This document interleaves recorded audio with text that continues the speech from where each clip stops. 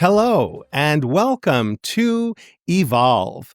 I am your host, Jamil Khoury, Arabic pronunciation Jamil Khoury, founder and director of Polycultural Institute, the think and create tank of Chicago's Silk Road Cultural Center. Today's episode of Evolve marks part 6 of our Rebuilding Syria collection. It is titled A Cradle of Christianity, because in Christendom, all roads lead to Syria. But before diving into our subject, it is high time to share a little more about myself. I am an American. I am incredibly grateful to be an American. I was born in 1965. I live in Chicago. My father was from Syria. He came to the United States in 1951 to study civil engineering. He later met my mom, who was born in the U.S., of Polish and Slovak heritage. She was a nurse. They built a life and family together, and hence I am here. Religiously, as previously mentioned, I am a Syrian Christian, a believer in Jesus, a proud son of the Eastern Orthodox Church, the Church of Antioch. I am blessed with a rich and robust church-going life that includes Anglo-Catholic, Lutheran, and of course, Eastern Orthodox divine liturgies and masses. I'm also hugely fond of and grateful for the Roman Catholic Church.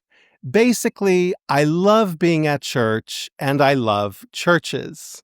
I often attest that my Syrian heritage has given me many gifts, but no greater gift than Christianity and the Eastern Church. The continuity and vibrancy of Syria's ancient Christian communities are of tremendous importance to me. I am in an interfaith, interreligious marriage of over 28 years. My husband, Malik, is a practicing Shia Ismaili Muslim of mixed Pakistani, Indian, and Iranian heritage. I am a big fan of Ismailism and the Ismaili Ummah, and I believe Christians and Ismailis have a critical role to play in Syria's recovery and future renaissance. In many respects, our marriage, our partnership, represents a symbiosis, an interchange between Christianity and Islam. So just who are the Syrian Christians? How are we a cradle of Christianity? The story of Christendom and the story of Syria are inextricably linked. They cannot be separated. Syria was the birthplace of apostolic Christianity. Jesus was born in Palestine, Israel, the Holy Land. Christianity was born in Syria. It was on the road to Damascus that St. Paul converted to Christianity. In the book of Acts, we learn that the term Christian was first coined in the Syrian city of Antioch. Many Syrian Christians were among the faithful at Pentecost. Many Syrian bishops were at the First Council of Nicaea. So when we refer to the early church and the first Christians, we're speaking largely about Syrians. Syria was a predominantly Christian nation. It was an important part of the Byzantine Empire, the Eastern Roman Empire. It was conquered by Muslim armies in roughly 634 AD. And while Islam became the imperial power in Syria, Christianity remained the most widely practiced religion until roughly the 12th century. Syrian Christianity is a rich and diverse mosaic of churches and traditions. Yes, another mosaic, folks. We are Eastern Orthodox, Oriental Orthodox, Eastern Catholic, Roman Catholic, Church of the East, and Protestant. We are Arabs, Armenians, Assyrians, Chaldeans, Greeks, and Syriacs. We are ancient and modern, critical to Christianity's first centuries, and essential to Christianity today. I cannot disentangle Eastern Christianity from my Syrianness and Arabness. For me, they are virtually synonymous.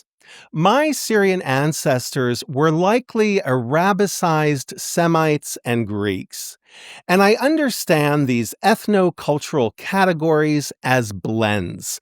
Porosity reigns supreme. Unbeknownst to many, the Arabic word for God, Allah, is used by most Syrian Christians in liturgy, prayer, in the Bible, and in the vernacular. Yes, Arabic is the language of the Quran and Islam, and it is also an important Christian language. Christianity lives and breathes in Arabic. Shout it from the mountaintops. Christians are an indigenous and indispensable part of the Syrian people. As noted above, we predate the arrival of Islam by some 600 years. And for significant periods of Syria's history, the area was, relatively speaking, a model of Christian-Muslim coexistence, with caveats. Granted, under either Islamic or Muslim rule, we were never considered equal to our Muslim kin. We still aren't. It's essentially been 1,400 years of inequality. But we did prosper and thrive at times, and we are still present in Syria, which says a lot. I would be remiss not to add that at specific periods of our history, we endured horrendous persecution and even genocide. In fact, many of today's Syrian Muslims are themselves the descendants of Christians who converted to Islam to escape oppression and violence. When the choices were A, convert, B, submit to what was essentially a form of enslavement and permanent humiliation, or C, be killed, many converted. Legally speaking, Christians were turned into second, third, or fourth-class citizens, depending on who was in charge. We, along with Jews, were known as dhimmis. Being a dhimmi meant that we were given a protected status to practice our religions freely and pretty much manage our own affairs in exchange for acknowledging our subordination, deferring to Muslims at all times, and paying a special tax known as the jizya. The jizya tax is an abomination if ever there was one. It is a tax levied on non-Muslims in exchange for Muslim protection. In reality, it is a textbook mafia-style racket. Pay me to protect you from me. I am no theologian, but I know in my heart and mind that there is nothing godly or God-revealed or God-breathed about systemic persecution. Dhimmitude was institutionalized discrimination. It ascribed inferior status to Christians and Jews and tried passing it off as security. Many of today's Islamists try and impose versions of the dhimmi system, which are resisted at all costs. And unfortunately, dhimmitude even has some present-day apologists. They insist degraded status wasn't so bad, and that it was ultimately a pretty good deal. Do not fall for it. They are deceiving you. How about we write a new chapter of this story based on actual equality? Some may call it a pipe dream, but I think it's achievable. There's just a lot to unpack and confront beforehand. Case in point, radical Islamists who today rule Syria routinely refer to Eastern Christians as descendants of the European Crusaders, the same European Crusaders who wreaked havoc on the region from the 11th through the 13th centuries. Conflating an indigenous population with the Crusaders is, of course, an outright lie, and they know it. But it serves the function of otherizing local Christians, detaching us from the land, erasing our indigeneity, and associating us with Western invaders. In other words, we are foreign and we are hostile, and we should go back to where we came from. The Islamists know that if you repeat an ugly lie enough times, people start believing it. Never mind that Eastern Christians also suffered under the Crusades. The Crusades persecuted us terribly. They sought to Latinize us and wipe out our distinct churches and traditions. Shamefully, historians of West Asia rarely acknowledge that Eastern Christians fought against Crusader armies and bore significant losses. Syrian Christians are not colonial artifacts. Christianity traveled to Europe from West Asia. It is an Eastern religion that also became a Western religion. Syrian Christians are not guests. They are not strangers. They are not newcomers. They are home. But back to who we are. Syria's contributions to the development of Christian theology, liturgy, ethics, art, monasticism, and ministry are colossal. Just look at the number of Syrian saints and church fathers, at all the Syrian popes and patriarchs, the influence of the Eastern Church on the Western Church, the role Syrian Christianity has played in Christian-Muslim dialogue and interchange. Not a Christianity geographically apart from Islam, but a Christianity side by side with Islam, sometimes for better, sometimes for worse, but always coexistent. Thank God. Lebanese scholar Habib Malik referred to Middle Eastern Christians as the region's modernizers, moderators, and mediators, a bridge between a so-called Islamic East and a so-called Christian West, a true people of the Silk Road, if you will. Habib also pointed to the enormous contributions the Christians of the region have made to Arab and Islamic civilizations. For example, the period referred to as Islam's Golden Age stretched from roughly the mid-7th century to the mid-13th century. It is a legacy associated with tremendous innovation, creativity, and discovery, including the translations of philosophical, scientific, and mathematical texts from Greek and Latin into Arabic. Many of the innovators and translators were Christians. If we focus on the modern era, several of the Arab world's schools and universities, cultural institutions, newspapers, magazines, and publishing houses were founded by indigenous Christians, not to mention the Christian contributions to political thought, art and culture, literature, film, science, business, industry, medicine, and more. As a mixed heritage Arab American, I possess a strong affinity and deep love for what we know broadly as Arab civilization. It literally runs through my veins as heritage, history, culture, and identity. Via my Arabness, I am also connected to Islamic and Muslim civilizations, legacies that have nourished, informed, and inspired me for years.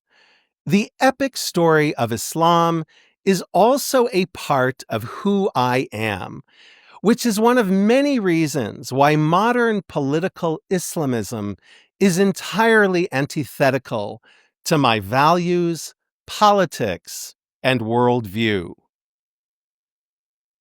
Imagine the birthplace of Christianity with no Christians in it. No living, breathing, witnessing Christian presence. 2,000 years of continuous history gone. Imagine a Middle East with no religious and ethnic diversity and no pluralism. A bleak picture for Christendom and a dire prospect for the region. Syria's Islamists pine for precisely that, a Syria without Christians. There is nothing as painful as watching one's community and heritage being destroyed in real time. And it is unfathomable to me why any American president would side with such a regime. Donald Trump, unfortunately, has. I hope to God he reverses course. A Syria without Christians can only be accomplished through tremendous violence and bloodshed, which the regime of Ahmed Ashara has proven more than capable of. The losses for Syria would be incalculable. In fact, they're already being felt profoundly. Since the start of the Syrian war in 2011, 80 to 90% of Syria's Christians have fled the country. The community that remains is a shell of what it once was, albeit steadfast and heroic. Many in Ashara's circles would be more than happy to finish the job. The only thing stopping them is back-channel pressure from Western governments wishing to avoid any appearance of complicity. The one check to Ashara's actions is not morality or decency. It's certainly not godliness. It's to simply not embarrass his external patrons. After the June massacre at the St. Elias Orthodox Church in Damascus, Syria's brave and determined Christians are stricken with greater panic, fear, and uncertainty than ever before. Many doubt that a promising future for them and their children is even possible in Syria. Large numbers continue to leave or are planning to leave. I hope the remaining Christians stay in Syria. They are needed in Syria. We are rooting for them. But I also understand that if circumstances become such that they can no longer stay, I am confident they will thrive in our diaspora. Yes, we want Syrian Christians not to leave. At the very least, we want to significantly reduce the ongoing exodus, the continuing stampede. But can we blame folks for wanting to get the hell out? Look, I'm not willing to live under radical Islamists. I wouldn't last a day. How can I ask anyone else to? The only real solution, or at least the only real start, is to end the al-Qaeda regime. Syria needs a legitimate government so that everyone can stay in the country freely, safely, with dignity, and without fear. This means equal citizenship for all Syrians, regardless of religion and ethnicity. Not Sunni supremacy, not majoritarianism, not dictatorship, not terrorizing communities into submission, not blowing up churches. None of that.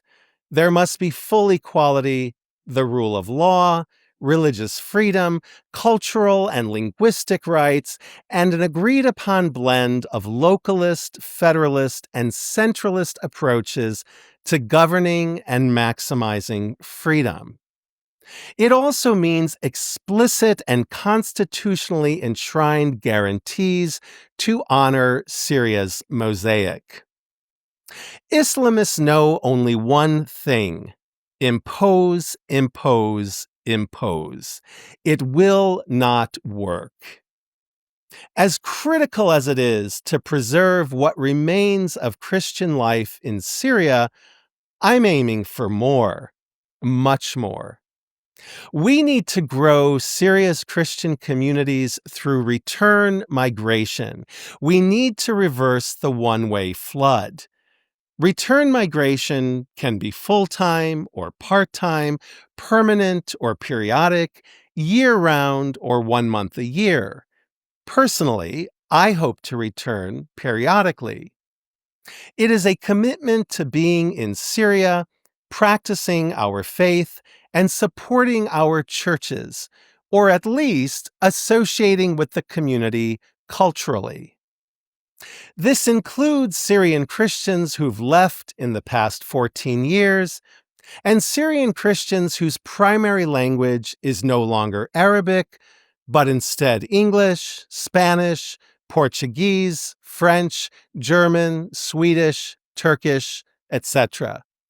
Call me crazy, but history is full of even crazier ideas taking root.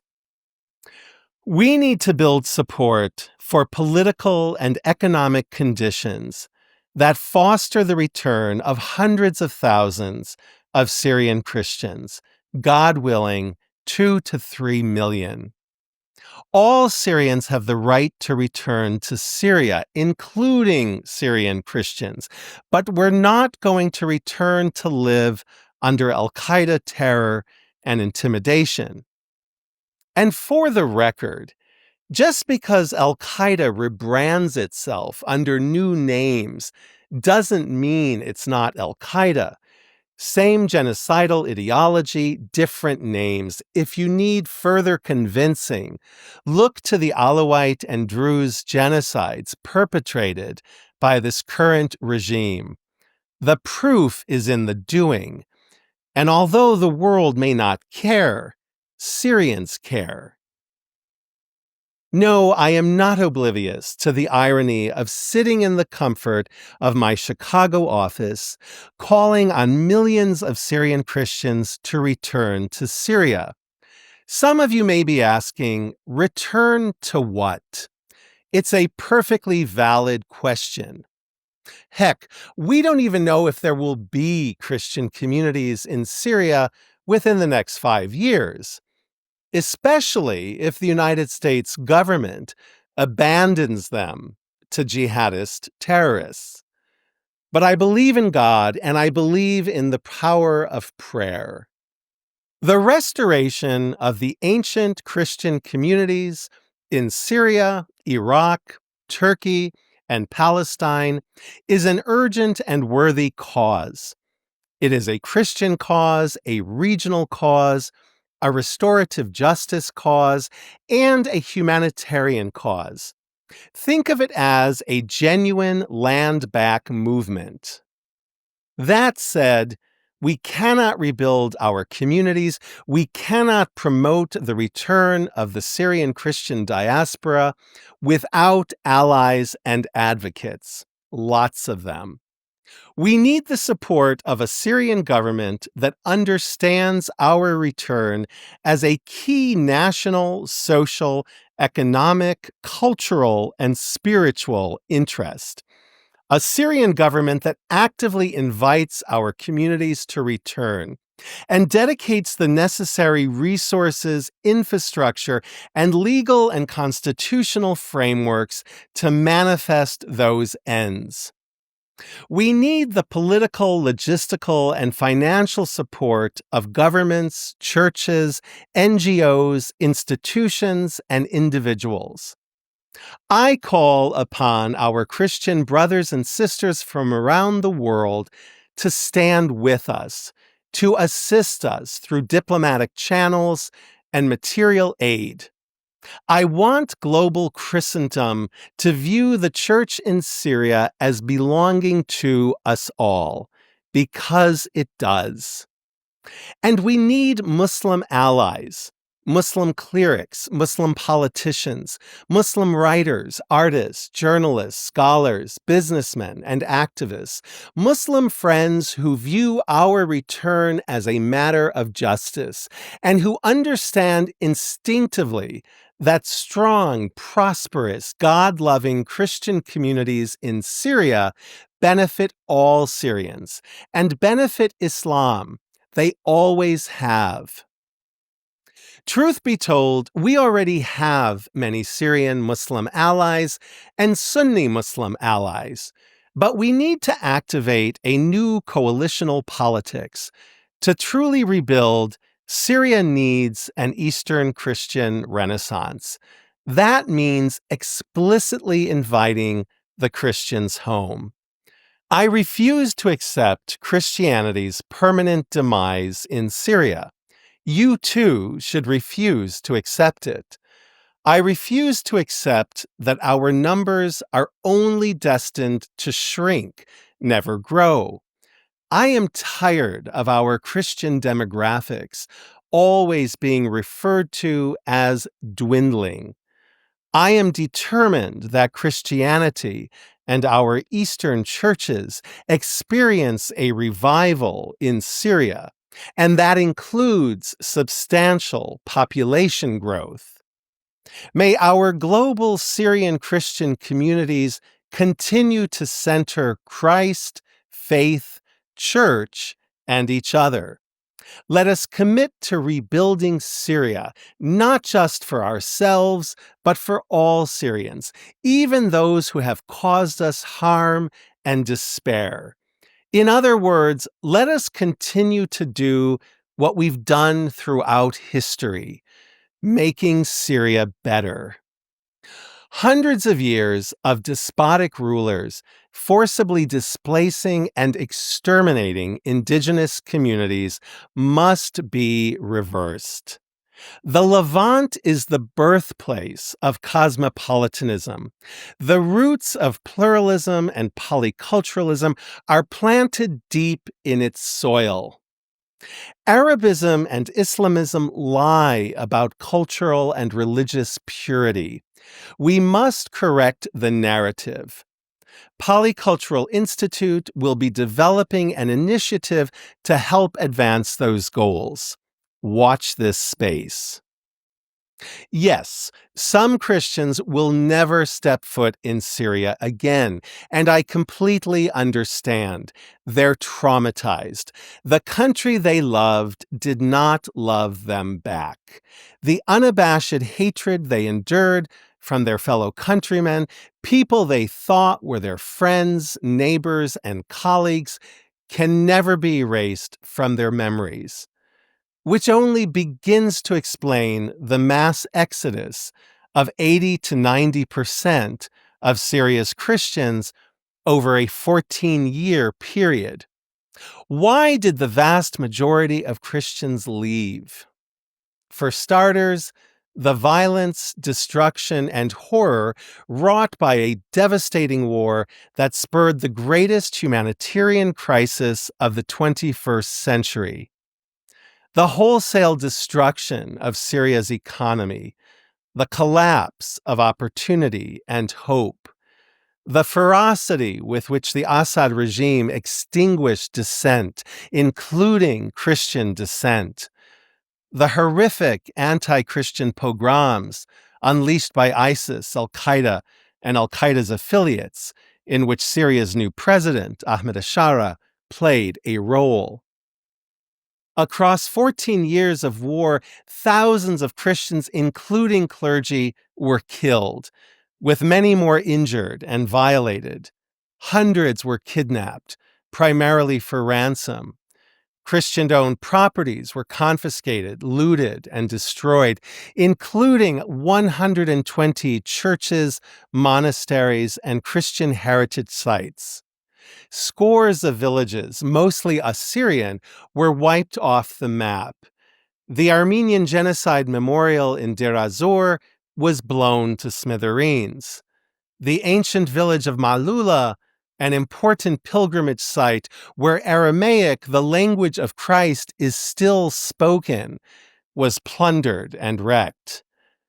And historic Christian neighborhoods in Aleppo, Hama, Homs, and Damascus were emptied of their residents. The list goes on. An exorbitant fairness deficit worsens it all. Case in point, a Syrian law that stipulates that the president of Syria must be Muslim. The law is a holdover from the Assad tyranny that the Ashara regime, not surprisingly, decided to uphold. It tells Syrian Christians with 2,000 years of history in Syria that they are not fully Syrian, that they are less than. Conversely, it tells Muslims that they are the real deal, the only true Syrians.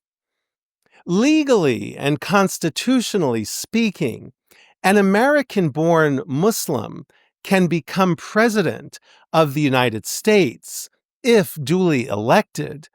Similarly, a French citizen who is Muslim can become president of France if duly elected.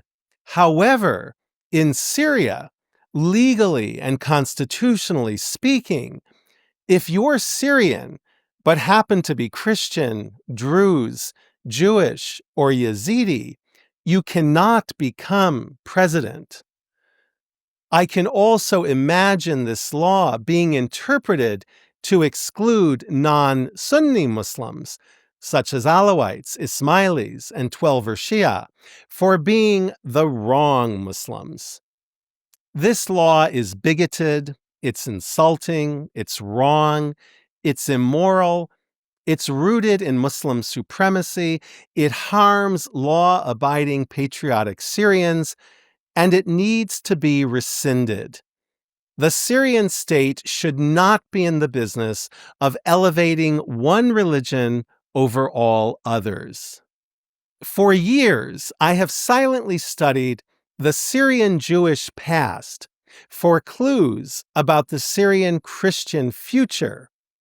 I do so with a resolve that the Syrian Christian future does not end up looking like the Syrian Jewish present, which is total exile.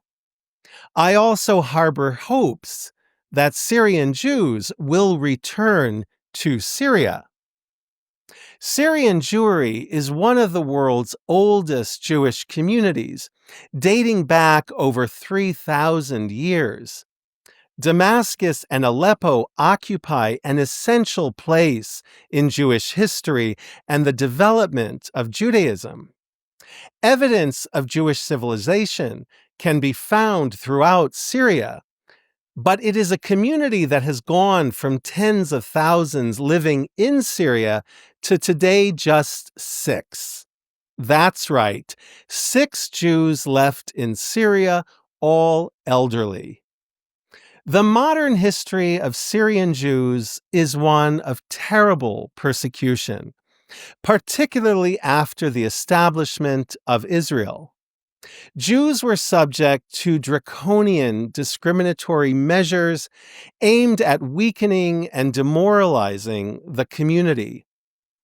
In the 1980s, I had the privilege of getting to know some Jews in Damascus and even visited what was then an active synagogue. My Jewish acquaintances loved Damascus, but everyone had stories of violence, harassment, restricted movement, and of family members being held as collateral if any one family member traveled abroad. It was even forbidden to teach Hebrew in Jewish schools. This mistreatment of Jews is a stain on Syrian history. It catalyzed a mass exodus and resulted in a significantly diminished Syrian mosaic and weakened Syrian society, a huge loss for Syria and a tragic loss for Syrian Jews. Fortunately, there are today vibrant Syrian Jewish communities in New York and New Jersey, Latin America, Western Europe, and Israel. They retain a proud Syrian identity and continue to strengthen the Jewish world. But except for the aforementioned six, it is a community and culture entirely in diaspora and cut off from Syria. They are today Americans, Israelis, Brazilians, Argentinians, etc. Syria spat them out.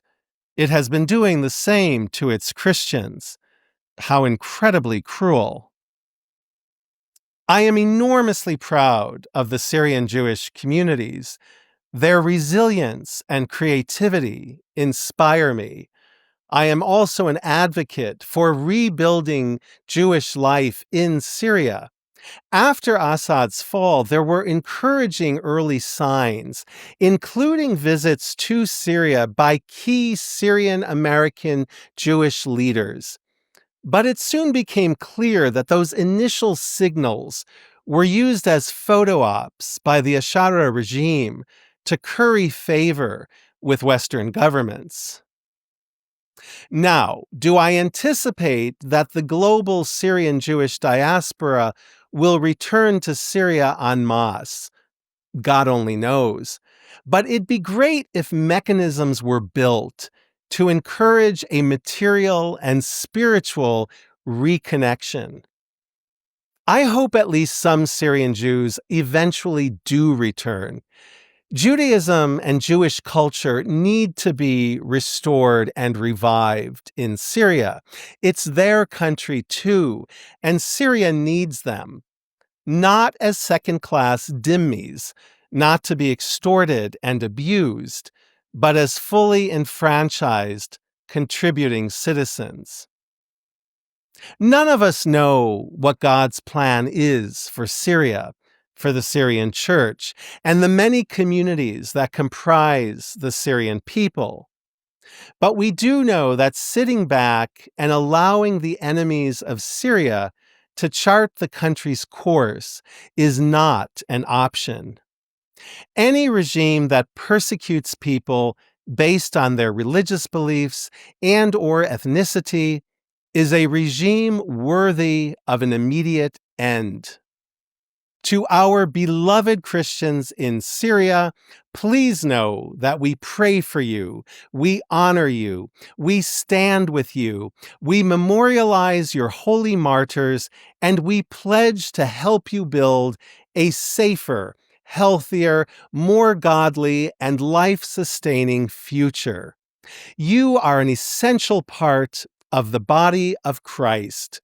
Through the grace of God, may you know peace, justice, and renewal, regardless of how distant that feels right now. I stand with Syria, Syrian Christianity, and the Syrian mosaic. I hope you will too. The past, present, and future are counting on us. On that note, thank you for joining us for this episode of Evolve.